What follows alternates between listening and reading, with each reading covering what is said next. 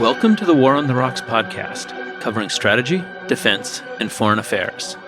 I'm Nicholas Danforth, editor at War on the Rocks, and I'm here with Mike Kofman in his beautifully decorated office in downtown DC to discuss the state of Ukraine's offensive. Mike, where do things stand? Thanks, Nick, and thanks for hosting us. Nick is joking. My office actually doesn't have any decorations at all. I just recently moved into it this past month. But regarding the offensive, I think if we look around the past 2 weeks or so in the north, not far from Kupiansk, things seem to have largely stabilized there. The Russian forces have not made significant progress there or anywhere around Crimea. I think Ukrainian forces are still trying to take the rest of Klishivka south of Bakhmut. That fight has dragged on now, to be honest, probably for a couple months, and progress around Bakhmut has been slow. If we look further south to the two kind of axes of the offensive that's been progressing in Zaporizhzhia and southern Donetsk, so the Velika-Novosilka axis had been largely dormant for some time, and a lot of the units there appeared to be maybe in some state of recovery or refit. But more recently, Ukrainian forces have started to pressure the Russian military there again, launching an attack. It doesn't seem to be necessarily a very significant effort, but nonetheless, you see that they're trying to pressure the Russian military still on that axis. And that takes us, of course, to the main axis, which I'm sure is what people want to hear about. There's the push from Oriev and the recent successes Ukrainian forces have had after capturing Tine and pushing and expanding the salient towards Verbove and southeast of Robotyne, to some extent maybe flanking the next town in Akshain. What's been happening is Ukrainian forces have been fighting their way through pretty extensive defensive network of tunnels and fortifications that were outside of Robotyne as well, sort of east of it. The first line of defense where Russian forces chose to concentrate their defense was actually quite robust. I think there's more there than initially appeared to open source intelligence folks who look at it from commercial satellite footage. And the way we often talk about it was sort of as though the second line is sort of the first main line, or the Surovikin line, and then there's another line there which is sort of the third line. But in practice, the first line has very much been the main line of defense because Russian forces chose to concentrate the defense there and fight forward of the other lines. So they have been pressed out in that salient and now are trying to defend the town of Verbove and trying to hold positions more along the second line. And that leads to a conversation on what's been happening maybe the past week or so.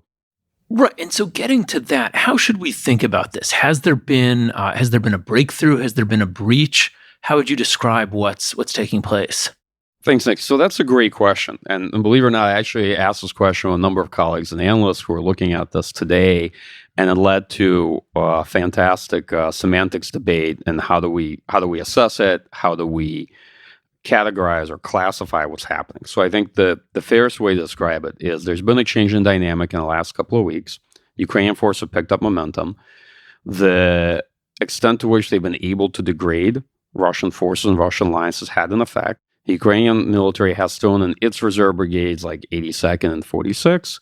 The Russian military deployed its reserves as well, not just 7th, but more importantly, 76th Air Assault Division.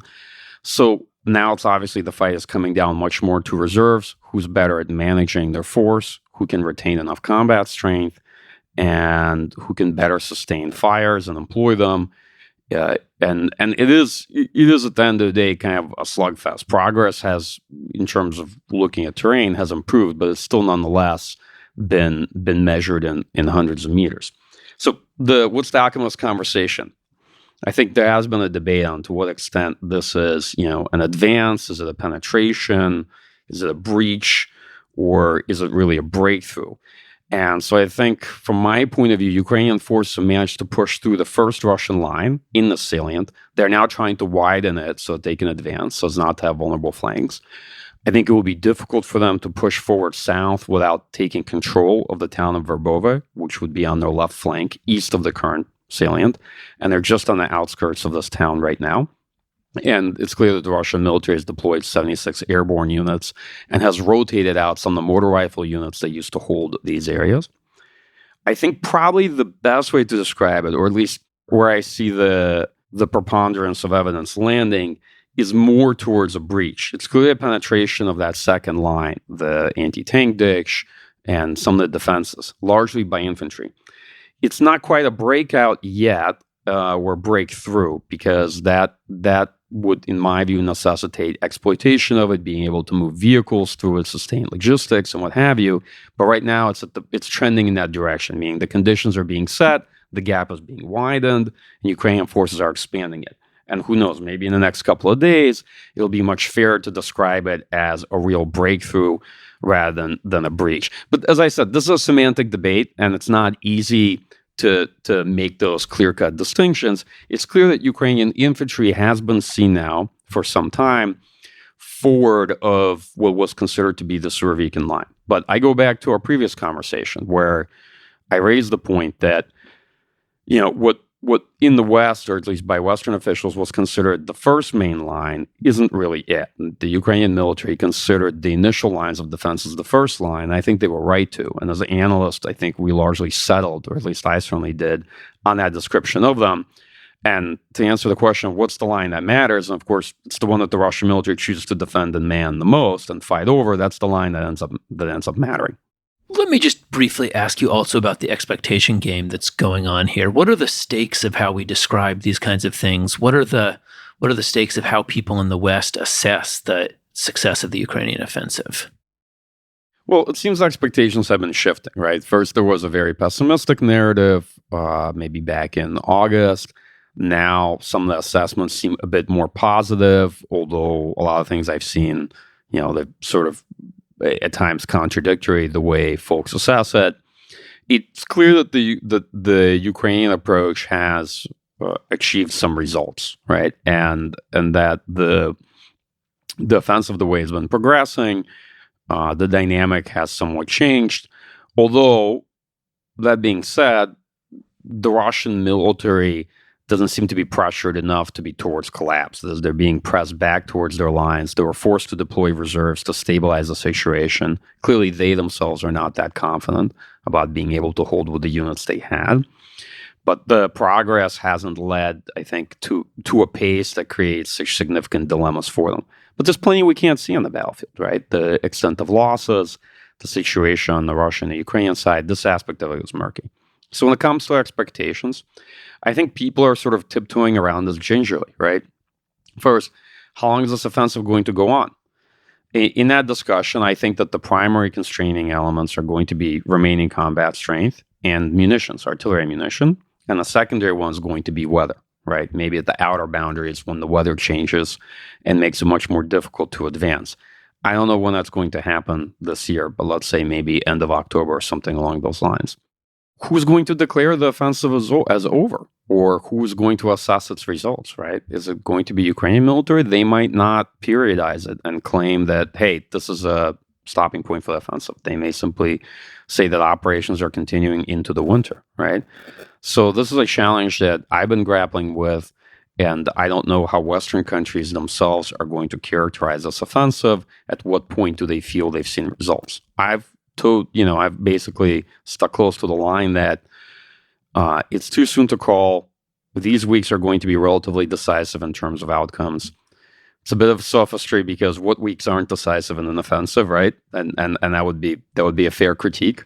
But nonetheless, I do think that that's too early to say how this turns out. And I've been critical of folks that have tried to proclaim this offensive as having failed, right? Or having prejudged its outcome already on the basis of what they saw, in the summer. Now, you wrote up your thoughts on this at length for us earlier this week in an article titled Perseverance and Adaptation, Ukraine's Counteroffensive at 3 months. I hope everyone's had a chance to read the piece, but wanted to ask you, tell us a little bit more about it. What kind of feedback have you gotten? And how does it fit with other stuff that's getting published right now about the offensive? Well, the feedback I've seen so far to that article with Rob Lee, and it was a very long analytical piece, has been overwhelmingly positive, which tells me one of two things. It's either been very well received or it was so long that nobody had the opportunity to read it. But I'm sure one of those two is true.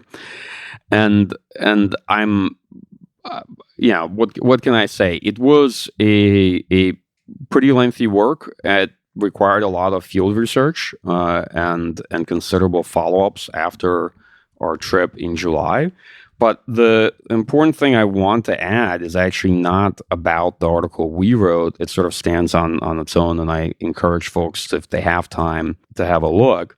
But our colleagues at RUSI, Jack Watling, Nick Reynolds, also published a report. They published it the same morning. This was done independently, but with some intent behind it, because both of us conducted this research. It was done independently in Ukraine. It was done around the same time. And what was fascinating is that our findings were relatively aligned. These reports were published in the same morning, but we had not reviewed each other's works because one of the biggest challenges in our field is reproducibility, right? And certainly someone cannot go back to the same period of the war and conduct similar research and see if they have the same kind of findings. So what was distinct about this situation is, as sort of two teams of researchers working independently put out their work basically on the same date, and then started to read their own work, having not seen those drafts, and found that a lot of the findings were closely aligned. Now, Jack and Nick worked on a somewhat different axis of the offensive. They focused much more on the Vedyuka-Novosilka axis, whereas I and Rob were looking more at Orikhiv and Bakhmut, which was also very important because we had similar conclusions about Russian adaptations, the preparation of defense, and the challenges faced by Ukrainian forces in scaling operations and coordination in the units of action they had available and how the offensive was conducted. We also had a lot of similar thoughts on how Western training needs to be changed, what needs to be expanded, how it needs to become much more realistic, how a lot of focus needs to be placed on training of command staffs, on collective training and unit cohesion rather than individual training, and a lot of similar findings on what we thought the Ukrainian forces needed, versus what it is that they're getting, and a similar focus on the future, looking into the winter in 2024, rather than kind of overly belaboring what happened in the summer or an initial part of the offensive, talking about how Ukrainian tactics changed, how the Ukrainian approach evolved as well, and looking through it, sort of stepping back, looking through it over the course of the summer. So what I found interesting is that there were different emphases in some areas in the RUSI report. It's called Stormbreak, but it nonetheless had a lot of similar findings, which at least right now for me at this point of the war is about as close as one can get to having a degree of validation when two teams of researchers are basically roughly in the same area around the same time period.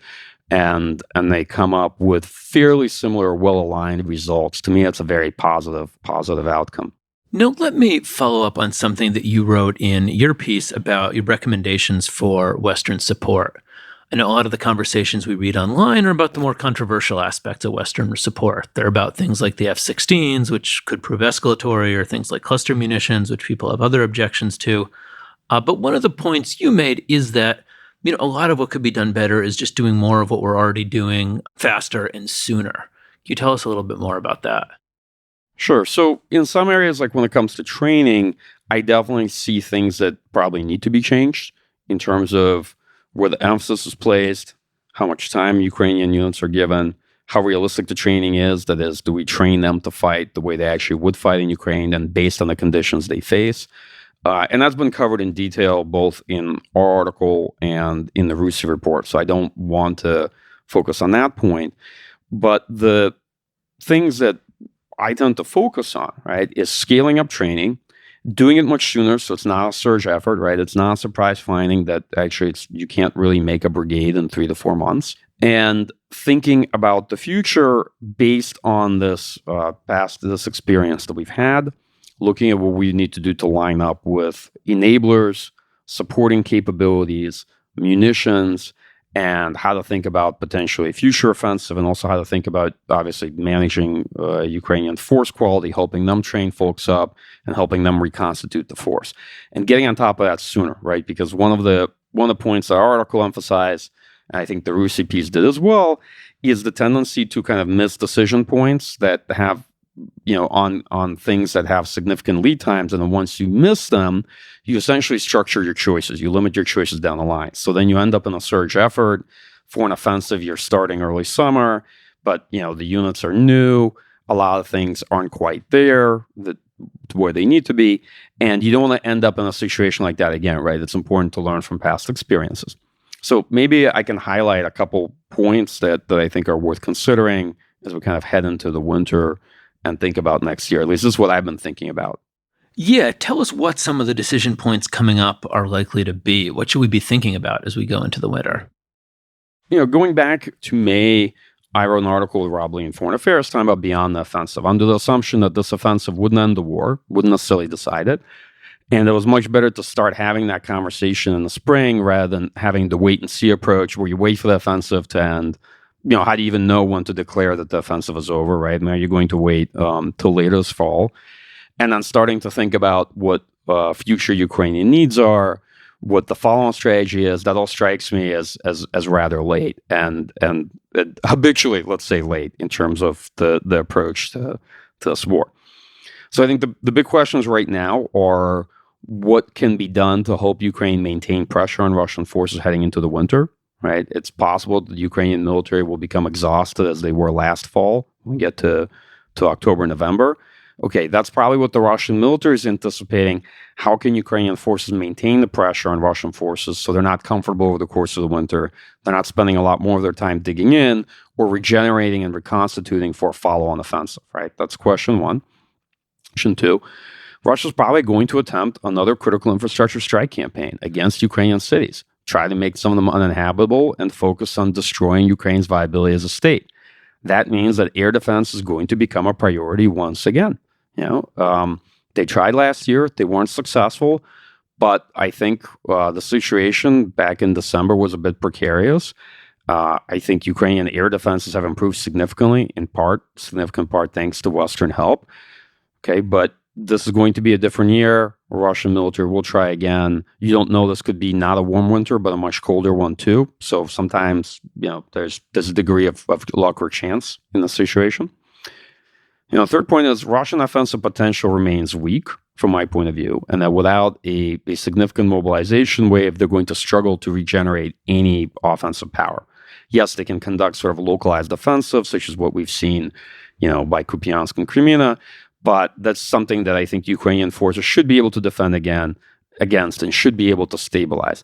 That said, we should not discount the prospect of another Russian mobilization and another attempt to basically launch either a winter or spring offensive.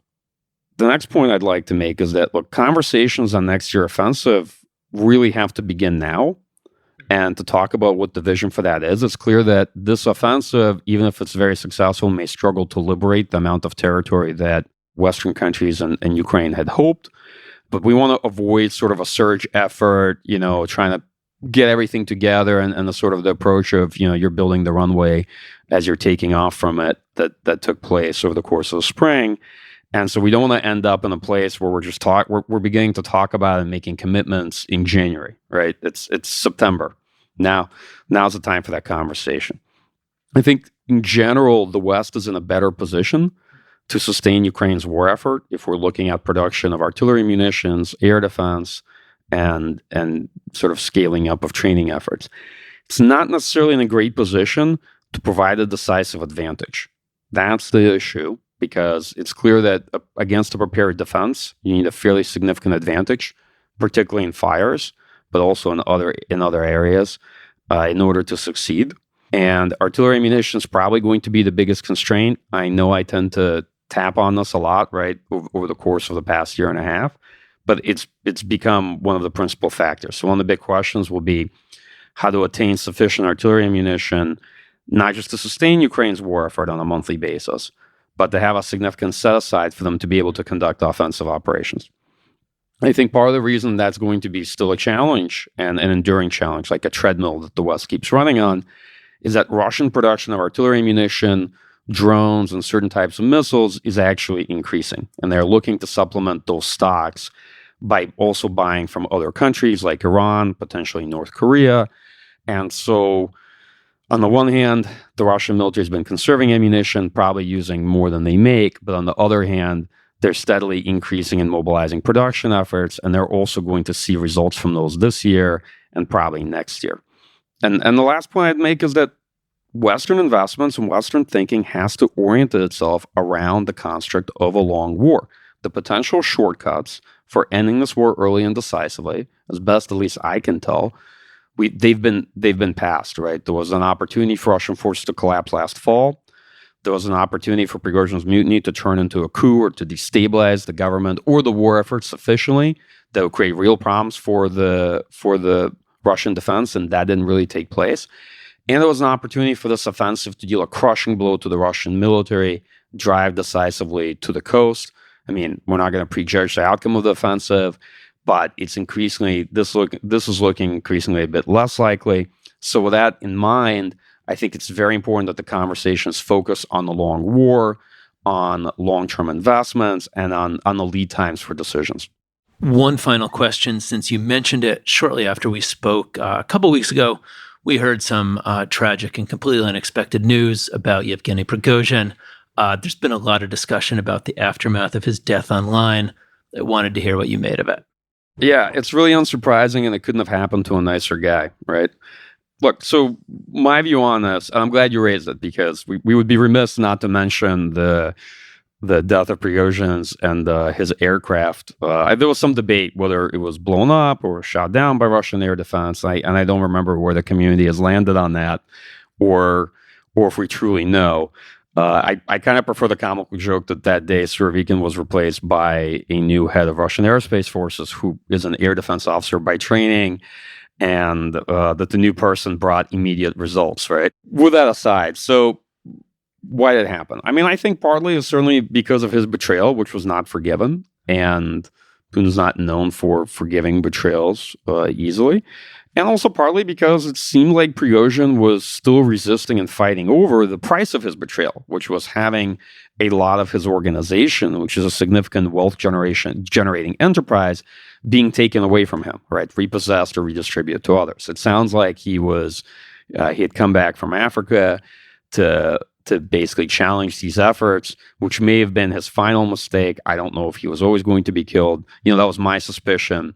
Back in June, we had a podcast on this issue, and I said that I wouldn't put a lot of money on whatever deal was made with Putin, and on the fact that Prigozhin was going to be around for the duration of this deal.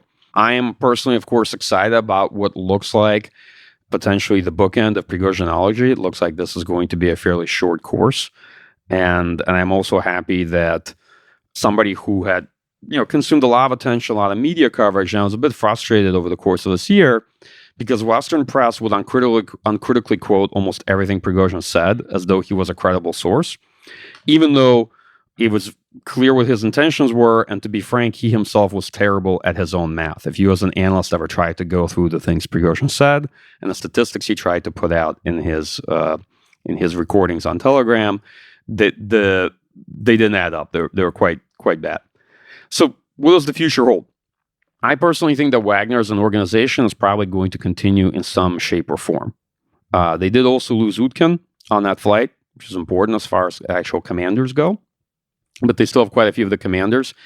And Wagner was probably more of a constellation or a network that included both Prigozhin, which was the business side of the organization, right, and the actual commanders and the troops, which had to do with its combat effectiveness, fighting capacity.